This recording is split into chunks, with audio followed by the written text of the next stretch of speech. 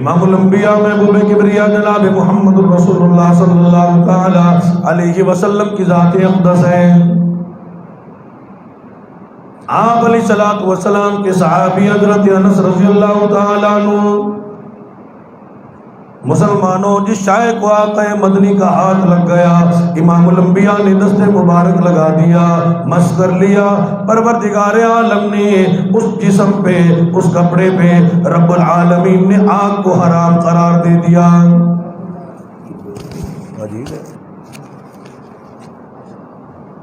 شان والا نبی، عظمتوں والا نبی، مقام والا نبی، امام الانبیاء کی ذات اقدس نے جس کپڑے کو آگ لگا دیا، اس کپڑے کو اگر کسی وجہ سے آگ میں بھی ڈالا گیا، وہ کپڑے کا میل تو جل گیا، کچیل تو جل گیا، لیکن رب العالمین نے اس کپڑے کو بھی نہیں جلایا، کیونکہ اس کپڑے کا تعلق، اس کی نسبت مدنی کریم صلی اللہ تعالی علیہ وسلم کی ذات اقدس سے ہے۔ حضرت انس رضی اللہ تعالیٰ عنہ فرماتے ہیں، میرے پاس ایک غیر مسلم میرا غلام تھا، میں نے اس کو بڑی اللہ کی وحدانیت کی طرف بلایا، اللہ کی توحید کی طرف بلایا، لیکن اس کے اندر دین نہ آیا، اسلام نہ آیا، قرآن نہ آیا، اللہ کی توحید نہ آئی، مدنی کریم صلی اللہ تعالی علیہ وسلم کی غلامی نہ آئی۔ میں نے اس کو سمجھانے کے لیے اپنا دسترخوان اٹھا کے دیا کہ جاؤ، تندور جل رہا ہے، تندور کے اندر اس رومال کو، اس تندورے کو، اس دسترخوان کو ڈال کے آ جاؤ۔ کئی گھنٹے گزر گئے، میں نے اپنے غلام سے کہا بڑی دیر گزر گئی، اس کپڑے کے حال معلوم کر کے آؤ۔ غلام حیران ہوا اور آگے عرض کرنے لگا، بڑی حیرانگی کی بات ہے، بڑی عجیب بات ہے، میں نے بڑی عجیب بات دیکھی۔ عجیب دیکھا، کیا دیکھا؟ وہ جو تندورہ، وہ جو رومال، وہ جو دسترخوان میں کئی گھنٹے پہلے تندور میں ڈال کے آیا تھا، میں نے اسے نکال کے دیکھا، اس کا میل کچیل تو دور ہو گیا، لیکن وہ جلا کوئی نہیں۔ اس کی وجہ کیا ہے؟ حضرت انس رضی اللہ تعالیٰ عنہ نے رو دیا، آنسو بہا دیے، فرما دیا کہ ایک دن مدنی کریم صلی اللہ تعالیٰ علیہ وسلم میرے گھر میں تشریف لائے تھے، کھانا تناول کیا تھا، اس کپڑے سے، رومال سے، دسترخوان سے میرے آقا نے اپنے ہاتھوں کو صاف کیا تھا، اور جس دسترخوان کو میرے آقا کے ہاتھ لگ جائے اسے دنیا کی آگ بھی نہیں جلاتی، جہنم کی آگ بھی اس کے نزدیک نہیں آتی۔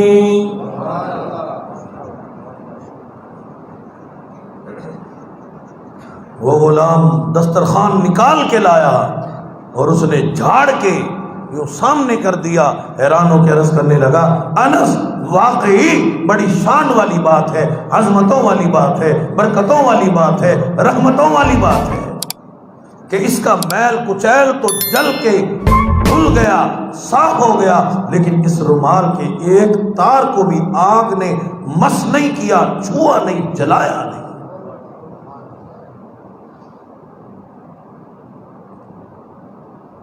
جناب ابراہیم علیہ السلام کو رب العالمین نے معجزہ عطا فرمایا، چیخا میں ڈالا گیا، آواز آ گئی، یا نار کونی بردم و سلام علی ابراہیم، آج میرے خلیل کے لیے گلے گلزار بن جا، شان والی بن جا، عظمتوں والی بن جا، لیکن یہاں امام الانبیاء محبوب کبریا جناب محمد الرسول اللہ صلی اللہ تعالی علیہ وسلم کی شان دیکھو، عظمت دیکھو، بلندی مقام دیکھو۔ میرے آقا نے جس شے کو مس کر دیا، ہاتھ لگا دیا، پروردگار عالم نے اس کپڑے کو بھی دنیا کی آگ نے نہیں جلایا، جہنم کی آگ اس کے نزدیک کیسے آئے گی؟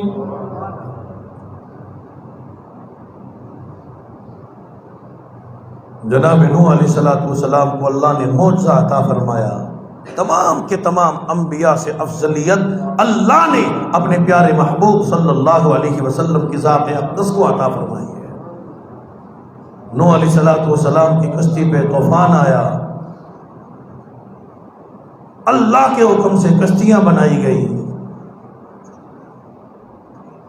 کشتی پانی پہ تیر رہی ہے، جودھی پہاڑ پہ آ کے ٹھہر گئی،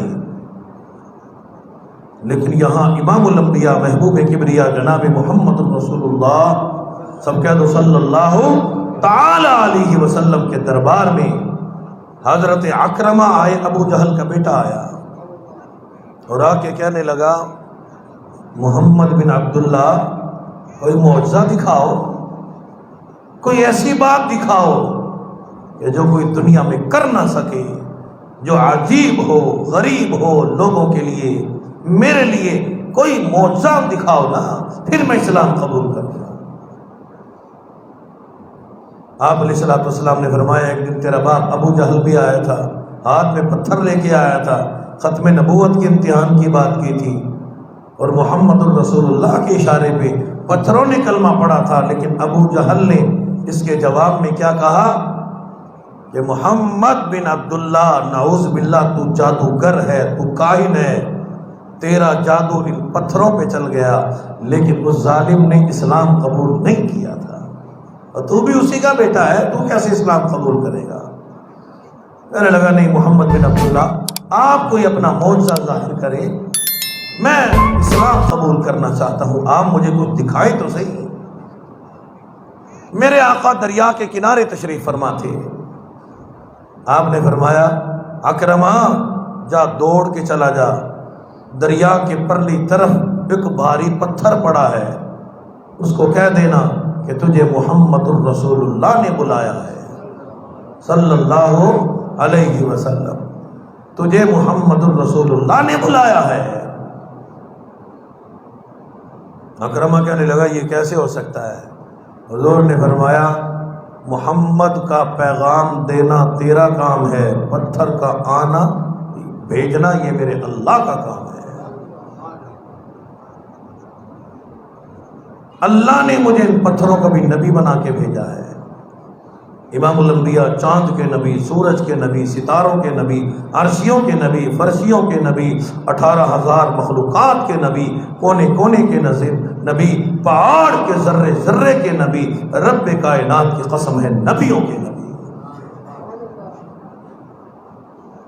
حضرت اکرمہ گئے ہیں، ابھی اسلام قبول نہیں کیا ہوا تھا، اور واقعی دیکھا ایک بہت بڑا پتھر پڑا ہے، فرمایا یدعو محمد صلی اللہ علیہ وسلم، تجھے محمد نے بلایا ہے۔ اکرمہ کہتا ہے میں حیران رہ گیا، ادھر امام الانبیاء نے مدینے والی سرکار کا حکم میں نے اس پتھر کو سنایا، اور پتھر نے لڑکنا شروع کر دیا، دوڑنا شروع کر دیا، میں نے بھی اس کے ساتھ ساتھ دوڑنا شروع کیا۔ اکرمہ کہتا ہے پتھر آقا کے قدموں میں پہلے پہنچ گیا، میں دوڑ کے بڑی کوشش کی لیکن میں دیر سے آیا۔ نعرہ تکبیر، نعرہ مصطفیٰ، نعرہ صحابہ، نعرہ اہل بیت، نعرہ تکبیر۔ حضرت اکرمہ نے جب یہ دیکھا تو عرض کرنے لگا میرے آقا میں اسلام قبول کرتا ہوں، میں آپ کی غلامی قبول کرتا ہوں، میں اعلان کرتا ہوں اشہد ان لا الہ الا اللہ واشہد ان محمدا عبدہ ورسولہ۔ حضرت انس رضی اللہ تعالیٰ عنہ کا غلام ہے، اس نے جب امام الانبیاء کا معجزہ دیکھا، شان دیکھی، عظمت دیکھی، بلندی دیکھی، مقام دیکھا، امام الانبیاء کا معجزہ دیکھا کہ امام الانبیاء جس کپڑے کو ہاتھ لگا دے اس کو بھی آگ نہیں چھوتی، آگ جلاتی نہیں۔ عرض کرنے لگا انس مجھ سے غلطی ہو گئی تھی، میں اسلام قبول کرتا ہوں، میں اعلان کرتا ہوں اشہد ان لا الہ الا اللہ واشہد ان محمدا عبدہ ورسولہ۔ امام الانبیاء محبوب کبریا جناب محمد رسول اللہ صلی اللہ تعالی علیہ وسلم کے دربار میں حضرت بلال حبشی رضی اللہ تعالیٰ عنہ خدمت کے لیے پیش رہتے ہیں، ہر وقت امام الانبیاء کی خدمت کرتے ہیں، سودا سلط لا کے دیا کرتے ہیں۔ اگر امام الانبیاء کے دربار میں گھر مبارک میں کھانے پینے کو نہیں ہوتا، قرضہ لا کے بھی امام الانبیاء کی خدمت میں مال پانی پیش کیا کرتے ہیں۔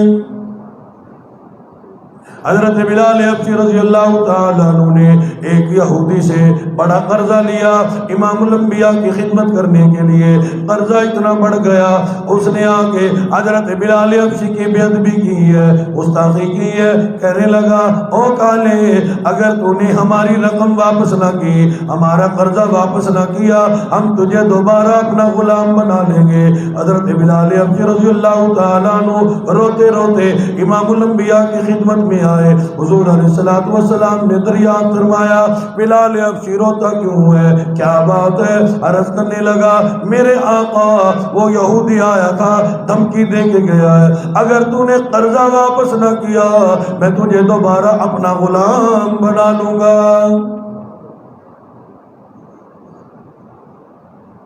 قرآن کی آیتیں صحابہ ہیں, قرآن کی تفسیر صحابہ ہیں,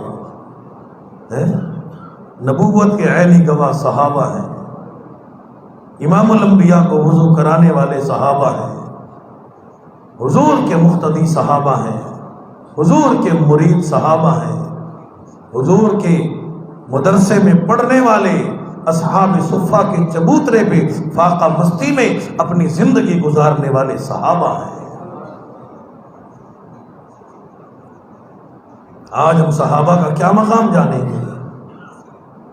اور قیامت تو قائم ہو جائے گی, اللہ کا قرآن صحابہ کی تعریف کرتا رہے گا. صحابہ وہ ہیں کہ جنہوں نے قرآن لکھا ہے, کاتب وحی ہیں. ادھر قرآن نازل ہوتا تھا, حضرت امیر معاویہ, حضرت زید, 13 صحابی 14 صحابی ہیں جو ادھر قرآن نازل ہوتا تھا, ادھر ان کی قلم میں آتا تھا. لوگوں اگر صحابہ کو نہیں مانو گے, صحابہ کا انکار کرو گے تو سمجھو تم نے اللہ کے قرآن کا انکار کر دیا. جب قرآن کا انکار ہو گیا, اللہ کے نبی کا, اللہ کی توحید کا انکار ہو گیا, پھر بندہ ایمان سے خارج ہو جاتا ہے.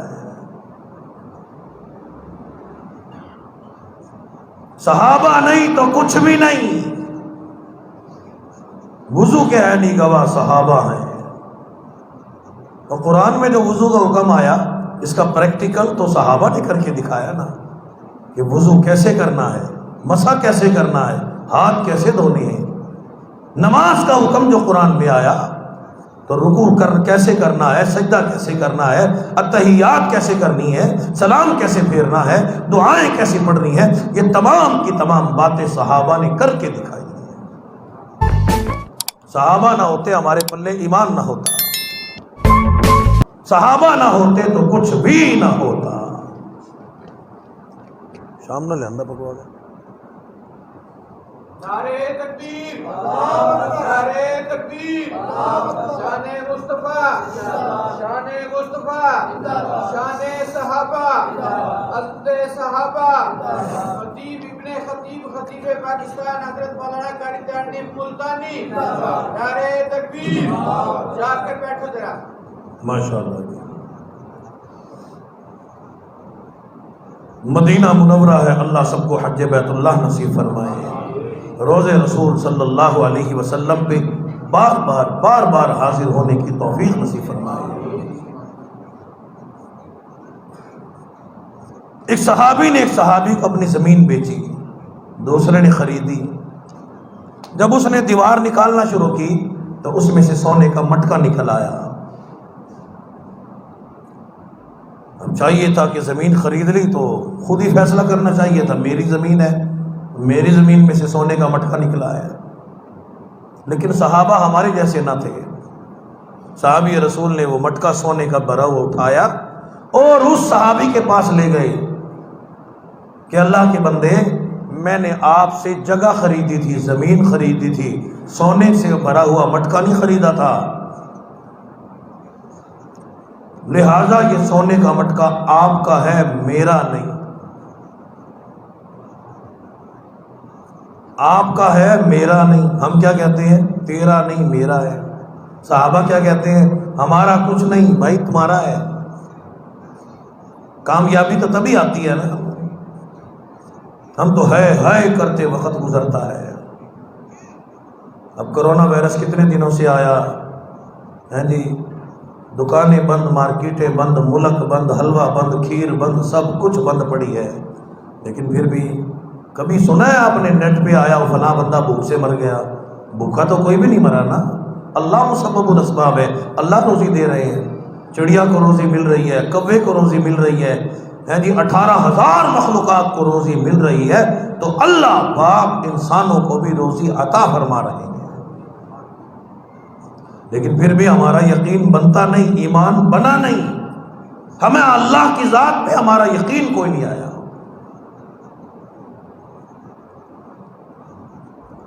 صحابی رسول کہنے لگے کہ میرا نہیں یہ تیرا ہے۔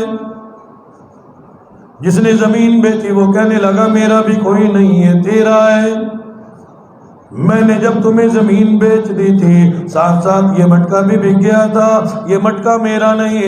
اللہ کے بندے اس وبال کو اپنے ساتھ لے جا، اس عذاب کو اپنے ساتھ لے جا۔ الدنیا سجن المؤمن و جنت الکافر، اور دنیا تو قید خانہ ہے، مجھے اس کی ضرورت کوئی نہیں، چاہت کوئی نہیں، میرے کس کام آئے گا؟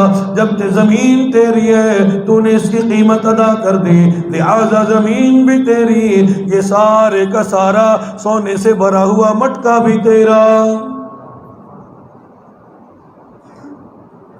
قاری صاحب رحمۃ اللہ علیہ فرمایا کرتے تھے، سندھ میں ایک دنیاوی وزیر تھا، اس کے پاس فیصلہ آیا، ایک عورت تھی، اس عورت پہ جھگڑا ہو گیا۔ ایک پارٹی کہتی تھی ہماری عورت ہے، دوسری پارٹی کہتی تھی ہماری عورت ہے۔ وزیر کے پاس گیا، بلکہ وہ پیر تھا اس زمانے کا نا جی، تو پیر صاحب نے کہا کہ مال دیکھ کے فیصلہ کریں گے۔ اس نے جب دیکھا عورت بڑی خوبصورت تھی، چکنی چوپڑی تھی، وہ کہنے لگا نہ تیری بلکہ یہ میری ہے، تمہاری کوئی نہیں بلکہ یہ ساڈی ہے، ہمارا حال بھی وہی ہے۔ لیکن صحابہ کرام رضوان اللہ تعالی عنہم اجمعین کی جماعت کی شان دیکھو، انہی لوگوں کے بارے میں قرآن بیان کرتا ہے، قرآن تعریف کرتا ہے، اولئک کتب فی قلوبہم الایمان۔ اللہ پاک فرماتے ہیں میں نے ان کے دلوں پہ ایمان لکھ دیا۔ سونا آئے، چاندی آئے، ریال آئے، ڈالر آئے، کرسی آئے، عہدہ آئے، اقتدار آئے، اولئک کتب فی قلوبہم الایمان، اولئک هم الراشدون،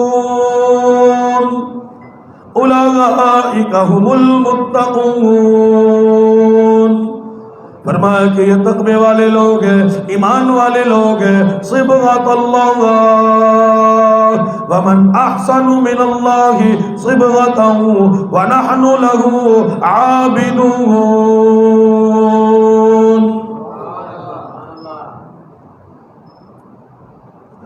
صحابہ کی آپس میں بحث ہو رہی ہے، وہ کہتا ہے تیرا ہے، وہ کہتا ہے تیرا ہے۔ فیصلہ مدینے کے فیصل کے پاس چلا گیا۔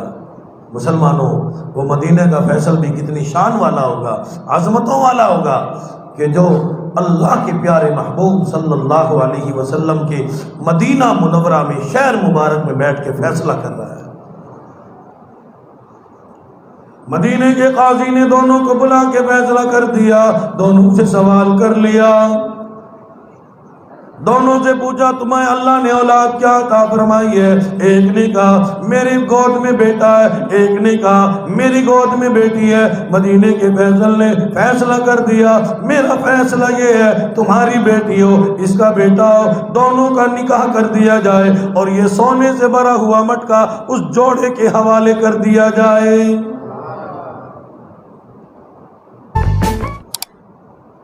حضرت بلال حبشی رضی اللہ تعالیٰ عنہ امام الانبیاء کی خدمت میں حاضر ہیں، رو رہی ہیں، آنسو بہا رہی ہیں۔ عرض کر دیا اور کالی کملی والے صلی اللہ تعالیٰ علیہ وسلم، یہودی بڑی دھمکی دے کے گیا ہے، مجھے دوبارہ غلام بنا لے گا، میں روح پوش ہو جاتا ہوں، میں کہیں چھپ جاتا ہوں، جب اللہ کو انتظام کرے گا مجھے بلوا لینا۔ میرے آقا نے اجازت دے دی۔ تھوڑی ہی دیر کے بعد امام الانبیاء کی خدمت میں کھجوروں سے بھرے ہوئے پروردگار عالم نے اونٹوں کو بھیج دیا۔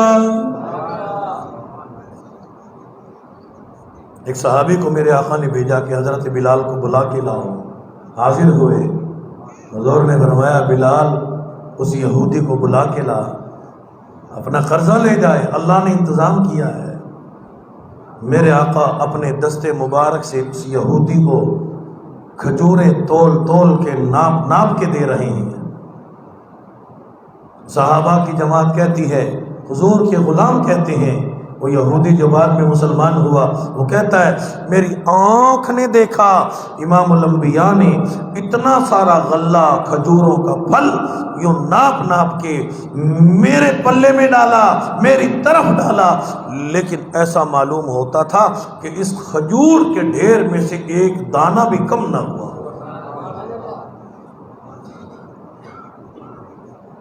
وہ یہودی جو حضرت بلال کو دھمکی دے رہا تھا کہ ہم تجھے اپنا غلام بنا لیں گے، لیکن جب حضور کے قریب آیا، حضور کے دربار میں آیا، حضور کی رحمت والے دربار میں آیا، جب اس نے امام الانبیاء کا معجزہ دیکھا کہ امام الانبیاء کے دستے مبارک اگر کسی کھجور کے ڈھیر کو لگ جائے اس میں برکتیں آ جاتی ہیں، اس میں رحمتیں آ جاتی ہیں، اس میں شان آ جاتی ہے، اس میں رحمت آ جاتی ہے۔ اور جب اس یہودی نے دیکھا اتنی ساری کھجوریں قرضے کے طور پہ بھی ادا ہو گئی، لیکن اس ڈھیر میں ایسا معلوم ہوتا ہے ایک کھجور کا دانہ بھی کم نہ ہوا ہو، وہیں کھڑے ہو کے اعلان کرنے لگا اشہد ان لا الہ الا اللہ واشہد ان محمدًا عبدہ ورسولہ۔ اور میرے آقا میں آپ کی رحمتوں برکتوں کو دیکھ کے میں اعلان کرتا ہوں آپ اللہ کے سچے نبی ہو۔ نعرہ تکبیر، نعرہ تکبیر، نعرہ تکبیر، نعرہ تکبیر۔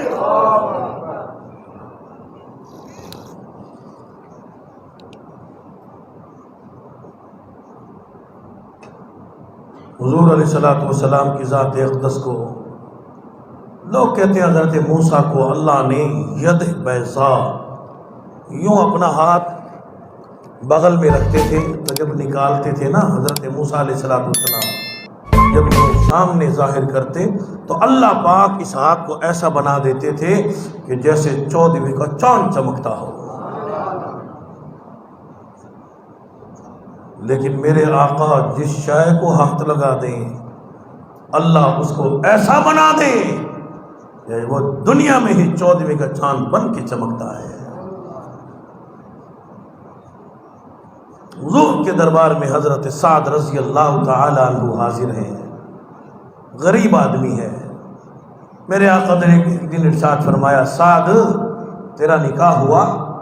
عرض کر دیا میرے آقا میرا نکاح کون کرے، میں تو غریب ہوں۔ حضور نے فرمایا آپ کا نکاح میں محمد الرسول اللہ فرماؤں گا، جس کا کوئی نہیں اس کا محمد الرسول اللہ ہے۔ جا اور تجھے اپنی چچا کی بیٹی پسند ہے نا وہاں رشتہ بھیج دے، پیغام نکاح دے دے۔ حضرت سعد اپنے چچا کے ہاں رشتہ لے کے گئے ہیں، چچا نے انکار کیا تو بدصورت ہے، میری بیٹی خوبصورت ہے، یہ جوڑ نہیں ملتا، میل نہیں ملتا۔ لیکن چچا کی بیٹی نے اپنے ابا کو بلا کے رشتہ قبول کر لیا۔ ابا کسی کا پیغام نکاح صدر لائے گا، وزیر لائے گا، امیر لائے گا، کبیر لائے گا، میں کتنی خوش نصیب ہوں، میرا پیغام نکاح محمد الرسول اللہ صلی اللہ علیہ وسلم کی ذات اقدس نے فرمایا ہے، آپ اسے قبول فرمائیں، انکار نہ کرنا۔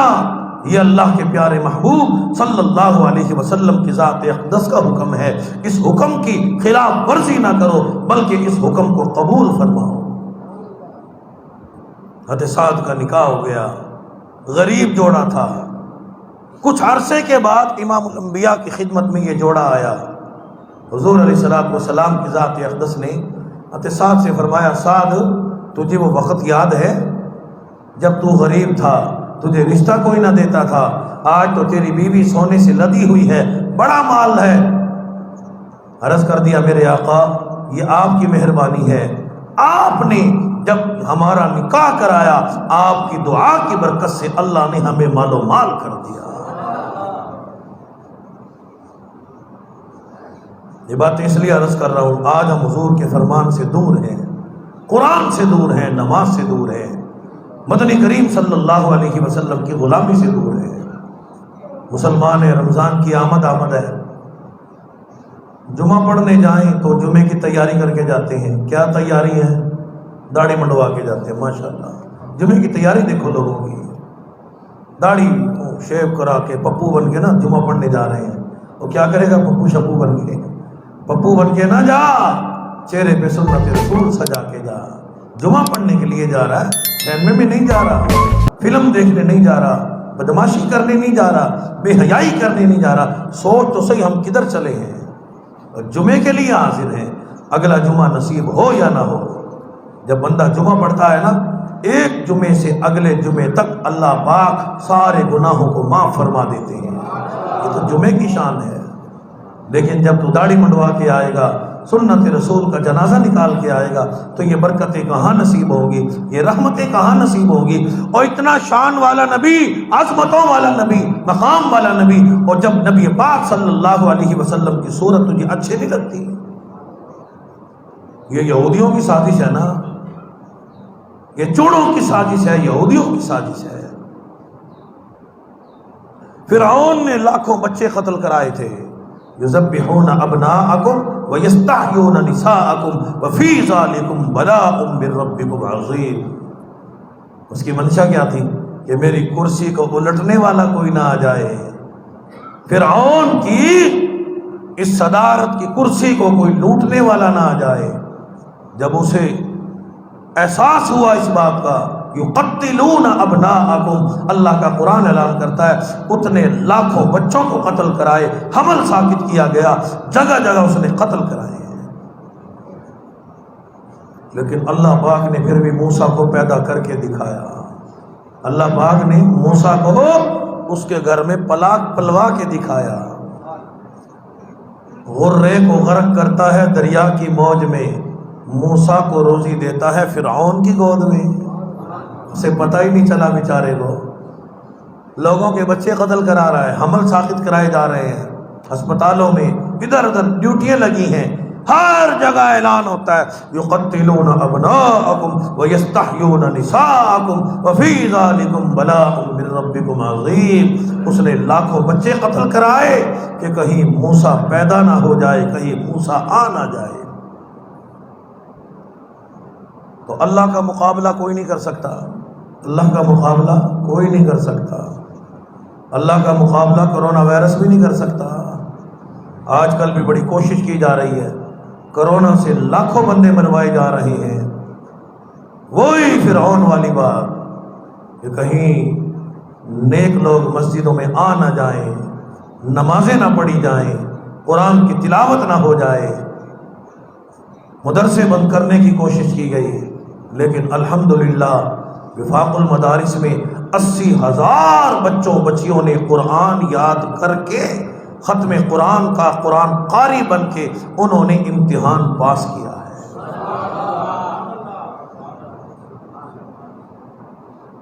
میں ایک علاقے میں بیان کرنے کے لیے گیا، وہاں مدرسۃ البنات تھا، بیٹیوں کا مدرسہ تھا.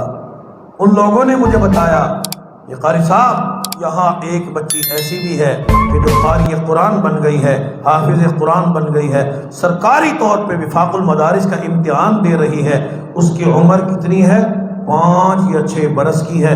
ابھی دودھ کے دانت اس کے نہیں ٹوٹے، اللہ نے اس بچی کو قاری قرآن بنا دیا ہے.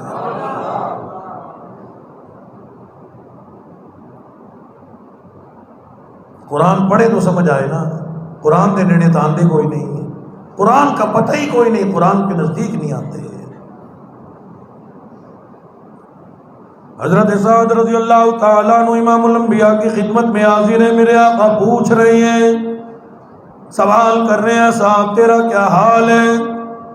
اللہ نے بیوی بھی بڑی سونی دے دی، سونا مل گیا، چاندی مل گیا، اولاد مل گئی، اب بتلا تیرا کیا حال ہے؟ عرض کرنے لگا میرے آقا ایک پریشانی ہے، میں بڑا میری بیوی بڑی خوبصورت ہے، میں بڑا بدصورت ہوں. جب بھی میں اپنے میکے میں آتا ہوں، اپنے سسرال میں آتا ہوں، میری گھر والی اپنے میکے میں آیا کرتی ہے. میرا برادر نسبتی، میرا سالہ اپنی بہن کو بڑا تنگ کرتا ہے، میری گھر والی کو بڑا تنگ کرتا ہے. اسے کہتا ہے تو زمانے کی بڑی حسینہ ہے لیکن تیرا شوہر بڑا بدصورت ہے، وہ مونجی ہو جاتی ہے، بڑی روتی ہے، بڑے آنسو بہاتی ہے۔ میرے آقا نے فرما دیا او سعد میرے قریب آ جا، اللہ اس پریشانی کو دور کر دیں گے، رب العالمین تیری بدصورتی کو دور کر دیں گے۔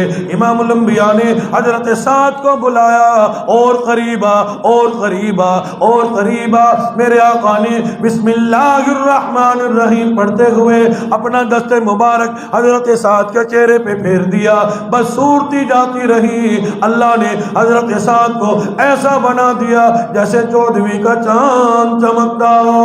نعرہ تکبیر، نعرہ تکبیر، شان مصطفیٰ، حضرت مصطفیٰ، شان صحابہ، حضرت صحابہ، حضرت مولانا قاری تحریف ملتانی، نعرہ تکبیر۔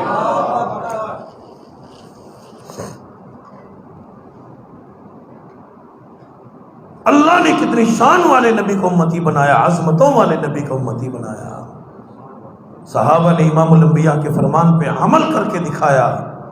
اللہ نے ان کی تعریف قرآن میں فرمائی ہے کہ رضی اللہ عنہم ورضوا عنہ، میں اللہ ان سے راضی ہو گیا، یہ مجھ سے راضی ہو گئے۔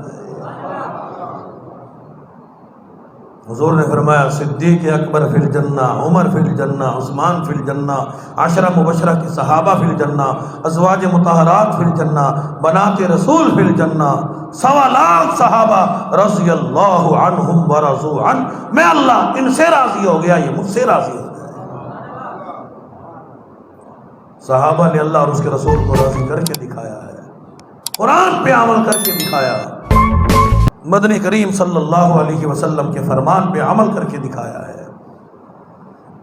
آج مسلمان کو ابھی سے بخار چڑھا ہوا ہے کہ رمضان کا مہینہ آ رہا ہے، کیا بنے گا کیا بنے گا، کیسے روزے رکھیں گے۔ اور اللہ کے بندے، صحابہ تو انتظار کرتے تھے، اور جب رمضان رخصت ہوتا تھا تو صحابہ کی جماعت تو رویا کرتے تھے کہ یہ برکتوں والے دن اگلے سال ہمیں نصیب ہو یا نہ ہو۔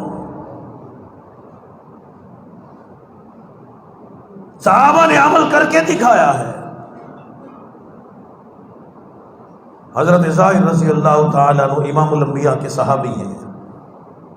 میں نے رات بھی ایک بیان پہ یہ واقعہ عرض کیا کہ حضرت ظاہر رضی اللہ تعالیٰ عنہ سبزی فروخت کیا کرتے تھے، اور جب بھی حضور کی خدمت میں آتے تو کوئی نہ کوئی تحفہ لے کے آتے۔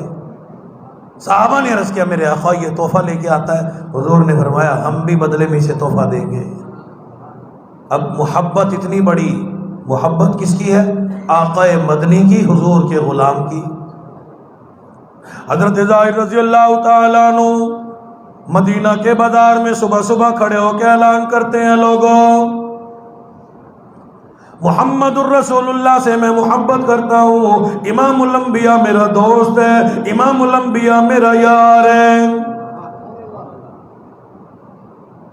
ہم بھی کبھی کہہ سکتے ہیں، کیسے کہیں گے؟ چہرے پہ داڑھی کوئی نہیں، نماز کوئی نہیں، روزہ کوئی نہیں، سر پہ پگڑی کوئی نہیں، بات سنت کے مطابق کوئی نہیں، کھانا سنت کے مطابق کوئی نہیں، ہم کیسے کہیں گے کہ اللہ کے محبوب ہمارا یار ہے؟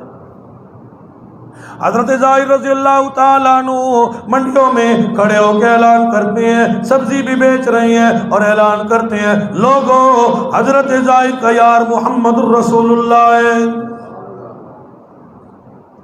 لوگ کہتے ظاہر کیا بات کر رہا ہے، کہاں نبیوں کا سردار، کہاں اللہ کا محبوب، کہاں امام الانبیاء، شان والا نبی، عظمتوں والا نبی، تو غریب آدمی ہے، ایک سبزی فروش ہے، تیری یاری محمد الرسول اللہ سے کیسے ہو سکتی ہے؟ یہ بات امام الانبیاء نے سن لی، لوگوں نے بڑا فرق کیا ہے، وہ ایک سبزی فروش عام آدمی اور یہ نبیوں کا سردار صلی اللہ علیہ وسلم۔ ایک دن حضرت ظاہر رضی اللہ تعالیٰ عنہ سبزی بھی بیچ رہی ہیں، پتہ لگا کہ امام الانبیاء کو کون سی سبزی پسند ہے، معلوم ہوا امام الانبیاء کو کدو مبارک بڑا پسند ہے۔ حضرت ظاہر نے ساری سبزیوں کو ترک کر دیا، کبھی کوئی سبزی نہ بیچی، صرف منڈی میں کدو ہی بیچتے ہیں کیونکہ یہ سبزی مبارک میرے آقا مدنی کو پسند ہے۔ اللہ نے اس سے اتنی برکتیں رحمتیں عطا فرمائی. حضرت ظاہر مال و مال اللہ پاک نے فرما دیا. ہمیں تو لالچ ہوتا ہے نا، یہ بھی کر لیں وہ بھی بیچیں، 20 چیزوں کے ڈیلر بن جائیں، سائڈ بزنس بھی ہونا چاہیے.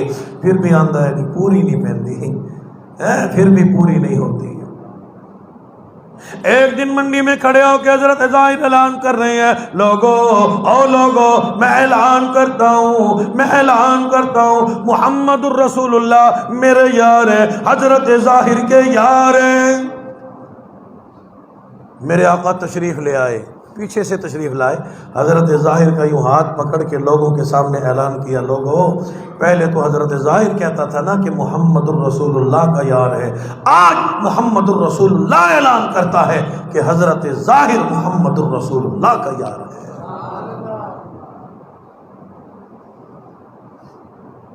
محبین رسول تو صحابہ کی